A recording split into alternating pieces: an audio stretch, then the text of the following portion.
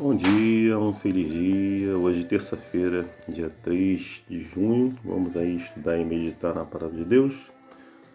Hoje o título da lição vem falando sobre a história de Sodoma e Gomorra. Acredito que você conheça bem essa história, né? Deus decretou o juízo a essas cidades. Por quê? Será que Deus, decretou o juízo a essas cidades? Porque, infelizmente, lá em Gênesis 19 você pode ver essa história. Eles estavam escravos ali de suas próprias paixões e do pecado. É isso. E não havia mais nenhuma forma de ajudar aquele povo. É isso. E Deus enviou ali seus anjos para ir lá para tirar dali da cidade Ló e sua família, né, que estavam ali. E porque aquela cidade ia ser destruída, né? Eles avisaram eles que eles deveriam sair dali e não olhar para trás, porque se olhassem para trás eles se transformariam ali numa estátua de sal. Então eles foram retirados ali pelo anjo e começou a descer, né, fogo do céu e consumir aquela cidade, todos os habitantes que estavam enraizados aí em suas próprias paixões e no pecado. Mas infelizmente a mulher de Ló olhou para trás e se transformou numa estátua de sal. E nós aprendemos com essa história que assim como aconteceu com Sodoma e Gomorra, nós também, que vivemos nesse planeta, esse planeta também será destruído. Nós não devemos estar enraizados com nada daqui, né? Nem com a nossa casa, nem com o nosso carro, com nada que existe aqui, bem material, nada. Que tudo será destruído também, assim como aconteceu com Sodoma e Gomorra, não é isso?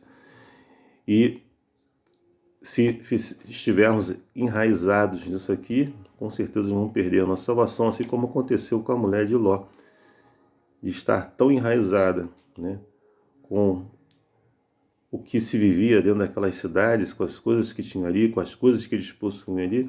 Ela olhou para trás se transformando numa estátua de sal e com certeza perdeu a sua salvação. Que você não fique enraizado com nada deste mundo, porque este mundo também será destruído, né, devido ao pecado, não é isso? Mas a lição pede também para a gente ler alguns textos, 2 Pedro capítulo 2, verso 4 a 11, Judas 5 a 8 e Ezequiel 16, verso 46 a 50. Nós vemos nesses textos aí que o pecado revela a condição irreversível, né, do coração. O professo povo de Deus enxergava os pecados dos outros, mas não os seus próprios pecados, né? Vimos que o pecado é enganoso, pois nos cega para o real estado do nosso coração, escondendo nossas transgressões sobre uma camada de autojustificação, enquanto somos rápidos em reconhecer o pecado dos outros e não o nosso pecado. Deus advertiu ao povo de Israel de que, embora não tenha cometido os mesmos pecados, como fala lá em Ezequiel 16:47, se corromperam mais do que Sodoma.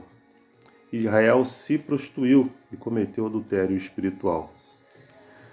Às vezes reconhecemos o pecado dos outros, mas não conseguimos reconhecer o nosso próprio pecado, porque estamos o quê? Cegos e mergulhados no mar, né?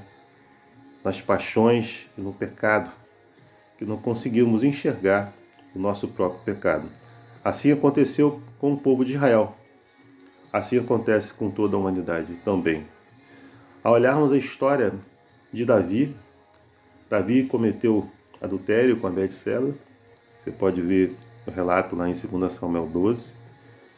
Mas não conseguia enxergar o que ele estava fazendo. Ele tentou de todas as formas encobrir o seu pecado. Mandou matar o marido de Betseba, Urias. Depois se casou com ela. Tudo tentando, como se fosse tudo a mesma tivesse tudo normal, não é isso?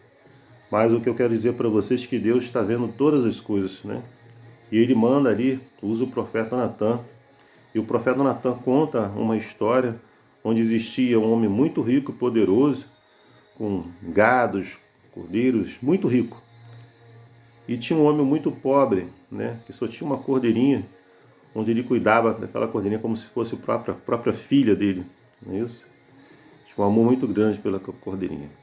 Um certo dia veio um visitante para aquele homem rico, poderoso, e ele não queria pegar do seu gado, nem das suas cordeirinhas, nem dos seus cordeirinhos, e pegou o único cordeirinho que existia do homem pobre, matou, sacrificou para que eles pudessem fazer um banquete. Quando isso foi contado para Davi, lá em 2 Samuel 12, verso 5, diz que o furor de Davi se acendeu contra aquele homem rico, não é isso? Mesmo em meio a essa situação, meio furor, né, que ele teve, se acendeu ao Natan contar essa história. Mesmo assim, Davi só conseguiu se ver na história quando Natan declarou para ele: esse homem é você, você é esse homem rico. Você tinha tudo, né, e ainda foi pegar, né, o que não era seu. E aí ele viu o seu próprio pecado. Davi foi considerado um homem segundo o coração de Deus, mas cometeu um erro. Teve consequências desse erro que ele cometeu? Sim, como todos nós, quando cometemos algum erro, infringimos alguma lei, ou algum mandamento, ou algum estatuto, ou algum juízo de Deus, com certeza vamos ter consequências na nossa vida, assim como Davi teve. Mas ele se arrependeu, entregou a sua vida a Deus, apesar daquilo que ele tinha feito.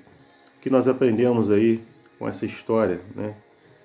Que o pecado, ele infelizmente nos deixa cego, assim como deixou o povo de Israel, está deixando a humanidade cega também, assim como deixou Davi cego, pode deixar a gente cego também, né? Mas Deus pode utilizar, assim como utilizou o profeta Natan, ele pode utilizar pessoas para te alertar que caminho você está levando, para que você reflita e veja e volte para a direção certa, né? Para o caminho certo do nosso Senhor, não é isso? E vimos também na história lá de Sodoma e Gomorra, que não devemos estar o quê? Enraizados com nada nesse mundo aqui, porque esse mundo será destruído também. E temos que olhar sempre para frente, né? Para o nosso foco, que é Cristo Jesus. Que o anjo do Senhor te tire também da onde porventura você possa estar, assim como tirou Ló e sua família, possa tirar você também, se você estiver aí no mundo do pecado, no mundo das paixões, e não consiga enxergar o seu próprio pecado. Que o anjo do Senhor tire daí. Ou ele utilize alguém, como utilizou o profeta Natan, para avisar Davi, que ele utilize alguém também, para tirar você da escravidão do pecado, e que você volte para os braços de Cristo. Esse é meu desejo e minha oração. Que Deus te abençoe, te dê uma terça-feira abençoada para você e para sua família. É o meu desejo, minha oração. Amém.